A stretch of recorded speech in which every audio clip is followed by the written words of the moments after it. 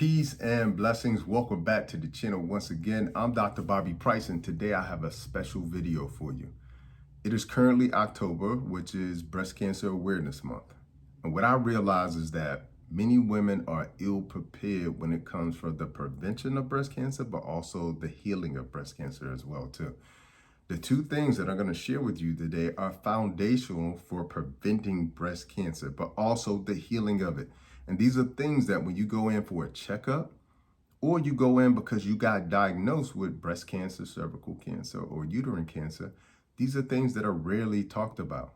These are things that are rarely addressed as foundational issues as to why you have breast cancer in the first place, or why you develop that tumor, or why you develop that fibrocystic breast tissue. All right, so it's hugely important, the conversation that I'm going to have for you. All right, now in 2024, there were over 310,000 cases of new breast cancer. Okay, 30% of all new cases. All right, that's 1 in 8 women in America being diagnosed with breast cancer, the most common cancer among women. And if you're African American, you have a 40% higher incidence of dying from breast cancer. 40% higher, you have a 50% higher rate of death from breast cancer. So this is a very, very important conversation. Doesn't matter if you're a woman or a man. As men, we have women in our lives that we need and we love. Our mothers, our aunts, our friends, our girlfriends, our wives, our daughters. This is a very, very important conversation. All right, so I'm going to share with you two things that you have to know, that you have to do. And these things are not only, again, going to prevent breast cancer, but also heal it as well, too. And if they're not in place, it's going to make your fighting chance very difficult. All right, so let's jump right into it. But before we do, let me explain something foundational to you about cancer. It takes cancer 10 to 14 years to develop in the body. Okay, so what you did yesterday or last month or last year did not develop the cancer in your body. That's really important. All right, what's also foundational for you to understand is this: 95% of cancers are due to lifestyle or epigenetics. That's above genetics, which is your lifestyle. Only 5% are actually genetic. Now, I know that people have heard of, let's say, for instance, the BRCA gene, BRCA1 gene, all right, which supposedly increases your risk for cancer, all right, in your family. I'm going to explain to you, when you have this foundational thing in place, it decreases your risk for cancer, even in the presence of the gene, all right? And this is because genes are like light switches in most cases. All right, they can be turned on, they can be turned off. All right, and when you're deficient in certain things or you have toxicity with certain things, this is what turns the gene on. So I'm going to help you understand that as well too. All right, so let's jump right into it.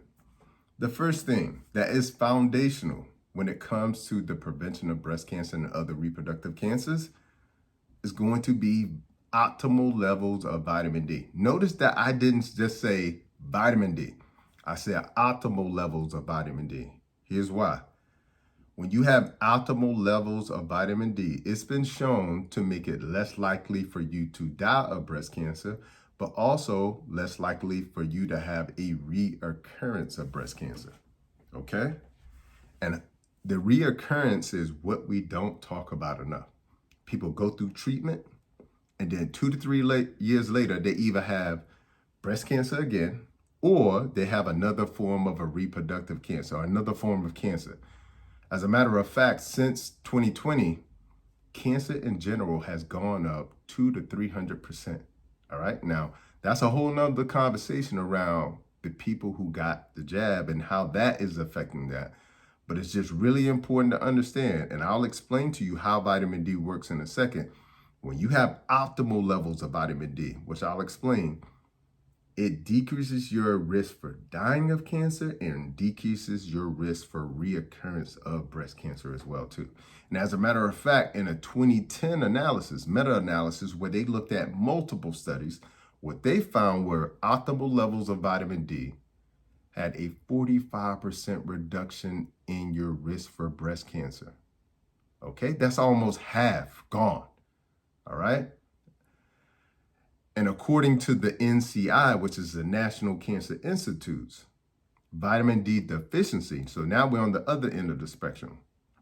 Vitamin D deficiency is associated with tumor progression and also metastasis. That's when it spreads to other organs, spreads to the lymphatic system, spreads to the liver. All right, so it's clear. You need vitamin D. All right. Now, what isn't clear is that people think vitamin D is a supplement instead of the sun. We need to be in the sun. All right. That's really, really important. I want to make that statement before I go on any further. We have to be in front of the sun. We have to be exposed to the sun. Nothing on life would exist on earth. Nothing on earth would exist without the sun. This is why early Egyptians, Cometians, not only adored the sun, but they made the sun a deity. It wasn't because they didn't know better. They just understood the power of the sun as it related to agricultural practices and the growth of plants for them to eat, the seasons. They understood how it worked in the circadian rhythm. They understood how it worked in astronomy and the universe. They understood how it worked in their bodies. That's why they deified the sun. All right. They looked at the sun as essentially a piece of God and God's gift to us. All right. And we have gone from that to now we're totally avoiding the sun. We live in our home, we jump in our cars, we ride to work fully covered. We get in a covered parking lot. We walk across a covered walkway into the building, and we work for 8 hours. We get no sun exposure. As opposed to our ancestors and even me growing up, children played outside for at least 2 to 3 hours a day. Okay, adults work primarily outside. Okay, most of the jobs were outside jobs. Okay, so we've gone from that to where we are now, and I believe that this is a big part of the issue. Now, let's get into what are the functions of vitamin D that actually is lending itself to fighting cancer and also the prevention of the reoccurrence of cancer. So I'm going to help you understand how vitamin D works to do that. One, vitamin D regulates cellular growth. Why is that important? All right. So as I mentioned before, it takes cancer 10 to 14 years to develop in the body. This isn't something that happened last year or the year before. All right. So that's really important. Why does it take it 10 years to develop? Because your body is constantly fighting it, even though you may eventually develop it. All right. And what is it primarily fighting? All right. It's fighting the fact that one cell goes rogue, and that one cell is either abnormal, okay, because you probably have heard of abnormal cells on your cervix or abnormal cells in breast tissue. All right. It becomes abnormal or becomes mutated. When that cell becomes abnormal or mutated, it can then start to multiply itself and make more abnormal cells or mutated cells. This is how you go from 1 cell to 2 cells to 4 cells to then 16 cells to 32 cells and 64 cells and so forth and so on. But what I need you to understand is this. For cancer to be visible, it starts to become visible around a centimeter, okay? Around a centimeter. All right, very, very small. All right. In that 1 centimeter size tumor, there are 1 billion cells. All right. So it had to multiply itself 1 billion times. All right. So that's first why it takes so long. Second, and that process is exponential. It will eventually start to multiply in terms of like its cellular division. However, what's very, very important is this. If vitamin D is regulating cellular growth and you have adequate levels, more importantly, optimal levels of vitamin D, it will prevent this. It will cut it off. Okay, so that's why that's so important. All right, number 2 thing that vitamin D does is that it's anti-inflammatory. Why is that important? It's because when your body is inflamed and then you have that abnormal cell or mutated cell, not only is it not regulating cellular growth, but also because you don't have optimal levels of vitamin D, you're going to be inflamed in your body. A lot of your inflammation could be coming because you're not optimizing your vitamin D. And when you're inflamed in your body, it will suppress an activity known as apoptosis. Apoptosis is cellular program death or programmed cellular death. That's when the cell will program itself or trigger itself to essentially kill itself. Okay? Why is that important? Well, that is important because when a cell is either abnormal or mutated, it has a trigger in itself to actually delete itself like a program. All right? That is to help you.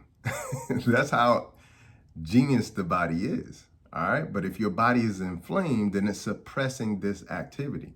Also, if your body is inflamed, you will have uncontrolled cellular growth whenever the body is inflamed. All right. So that's another function of vitamin D. Another great function of vitamin D is it acts like a remote and it modulates or controls the immune system. It will actually activate or enhance the function of immune cells like T and B cells. All right, so it will coordinate your innate immune system.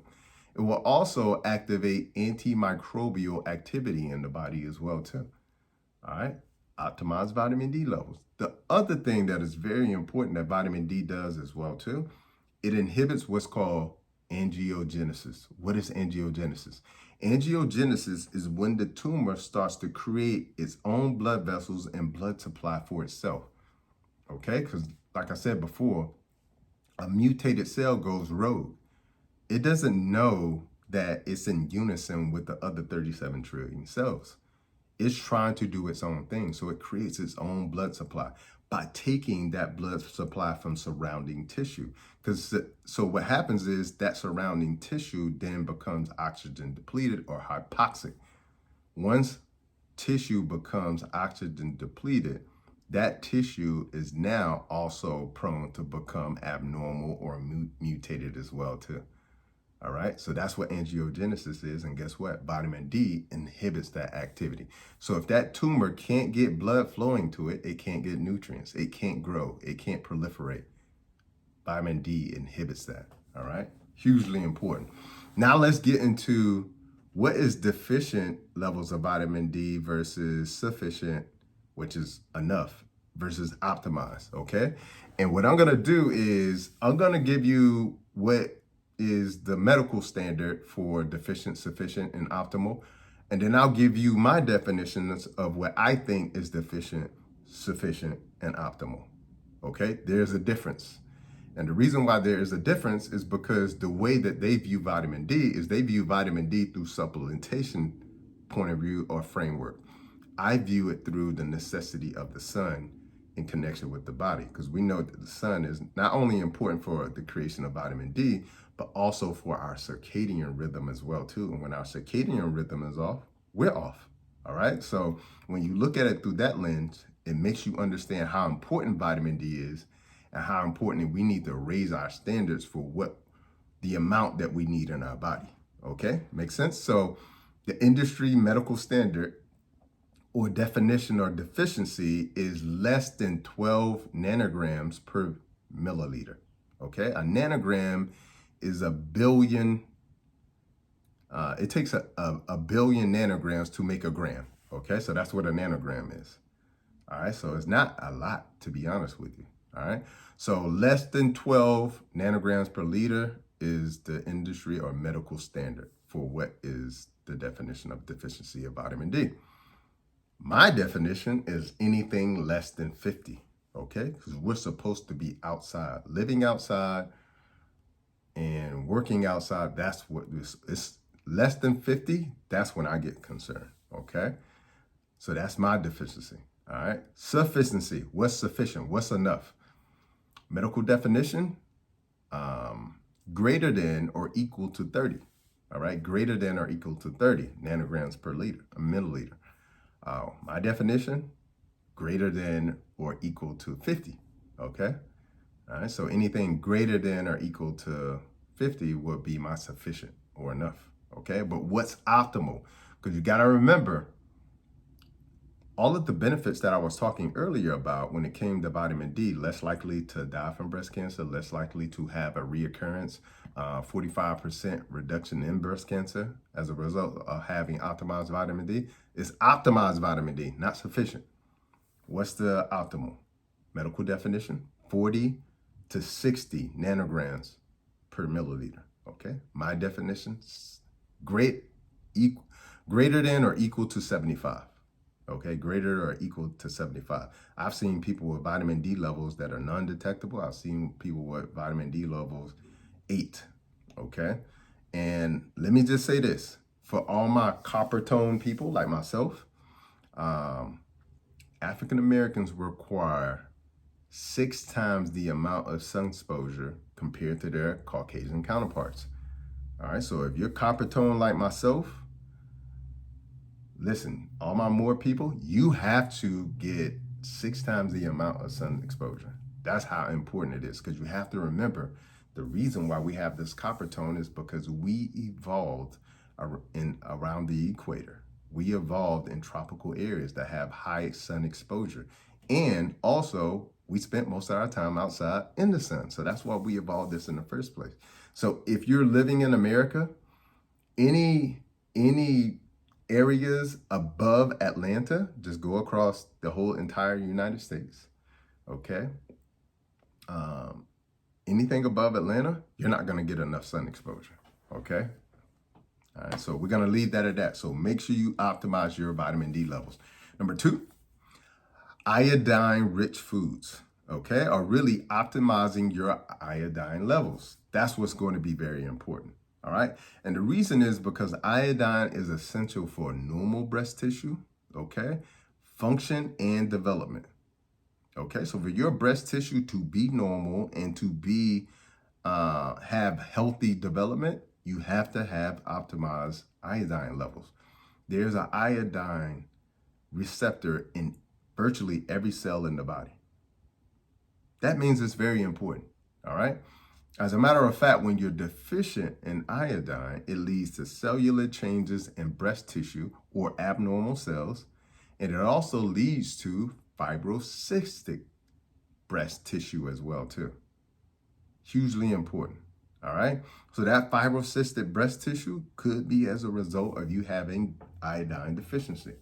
That abnormal breast tissue that gets discovered when you go in for your checkup could be as a result of your iodine deficiency. And why so many people, or the majority of people, deficient in iodine is because the soil is deficient in iodine today because we monocrop. And most places don't have enough iodine because they're not close to the sea. The vast majority of the iodine remaining on Earth is in the sea. All right. So it's really important to understand most people are going to be deficient in iodine. When you're deficient in iodine, you're going to have thyroid issues. You're going to have cognitive issues. You're going to have heart issues. You're going to have fibrocystic breast tissue. You're going to have abnormal cells as well, too. So this is a real big issue. Now, for my people who have the BRCA1 gene, okay, so your doctors told you, hey, you have an even high exposure. I've even had doctors tell people because you have this gene, you should have your breast removed, okay? Which is, in my opinion, one of the most drastic measures that they do in medicine. But what's really important to understand about genes is genes are light switches. They can be turned on, they can be turned off, okay? That's how it works because 95% of cancer is due to epigenetics. Epi meaning above genetics, above meaning lifestyle. Is due to your lifestyle, okay? Deficiencies, toxicities, those type of things, hugely important. But the BRCA1 gene carriers have a genetic mutation. And with this genetic mutation, it increases your risk for breast cancer and also ovarian cancer. Now, that's understood. However, studies have shown higher iodine levels significantly lower your risk. Okay, and this can actually be enhanced when you have iodine with selenium. Okay, so I'm going to give you not supplements that you could take at the end. I'm going to give you actually things that you can incorporate in your lifestyle, all right, at the end. But the other thing that iodine does that is very important when it comes to the prevention and the healing of breast cancer is hormonal balance, all right?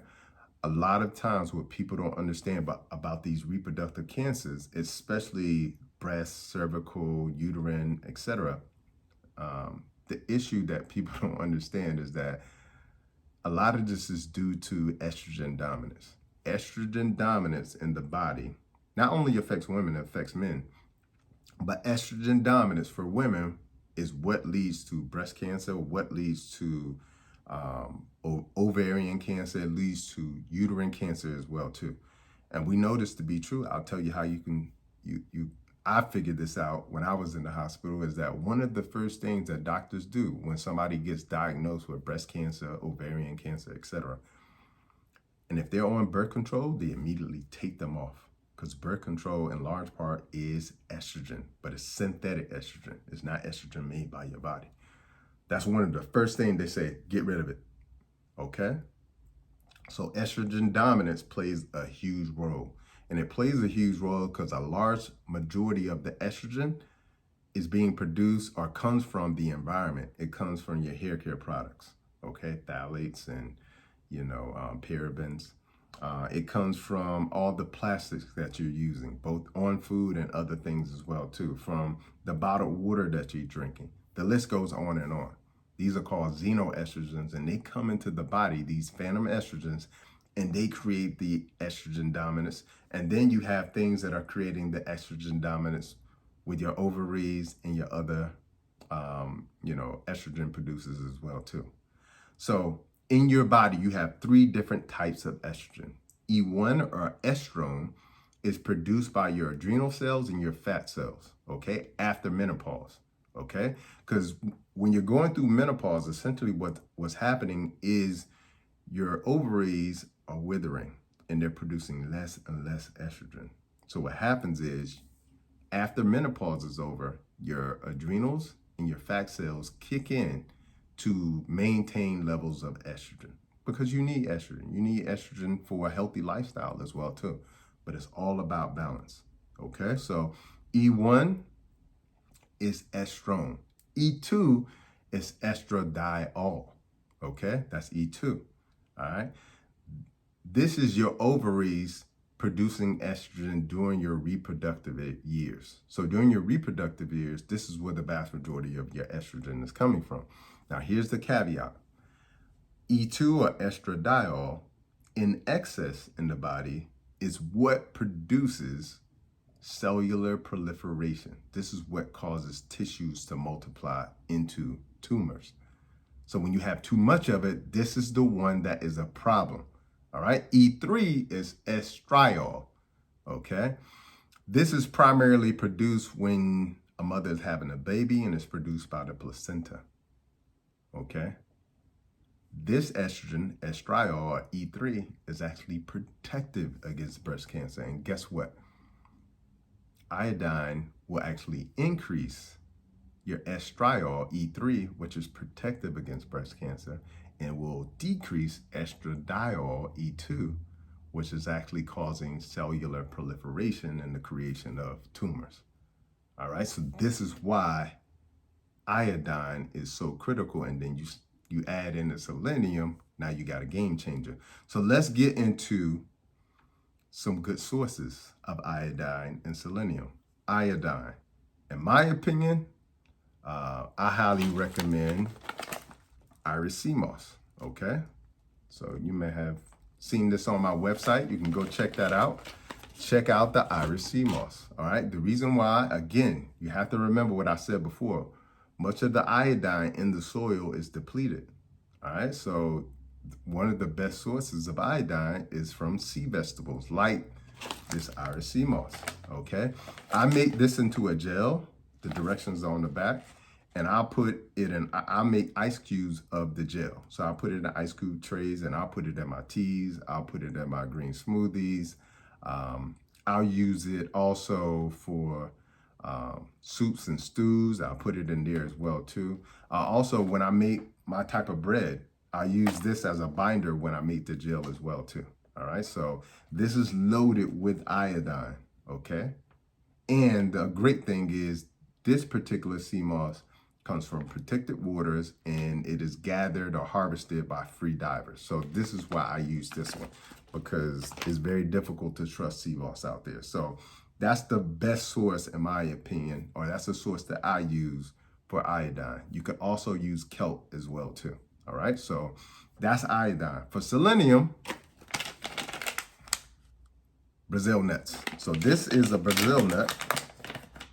Okay, I won't even tell you what my mom called this, but this is a Brazil nut. Okay, you can kind of see it. It's kind of big here. All right, so this is a Brazil nut. This is loaded with selenium. All right, I kind of want to have one of those. So this is loaded with selenium. And I use this to make a cheese too. Check out my recipe book. I have a recipe for it. Okay, so this is good for selenium. Now you got the combination of iodine and selenium. Okay, so this is the foundation. All right, when these things aren't in place, which in most cases they're not in place, 70% of the population is deficient in vitamin D because of our lifestyles today. The vast majority of people are not getting enough iodine in their diet. There's a difference between the iodide that is in salt versus the iodine that you get from sea vegetables.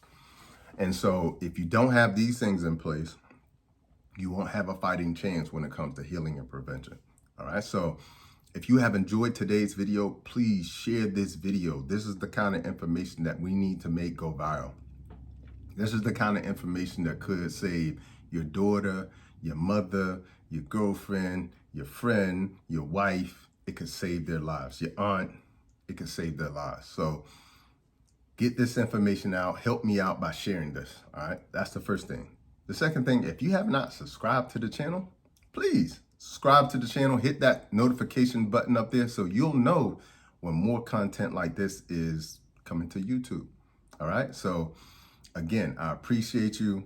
I want you to be healthy because health is the highest form of wealth. Without it, nothing is possible. With it, everything is. Until the next time, peace and blessings and Godspeed.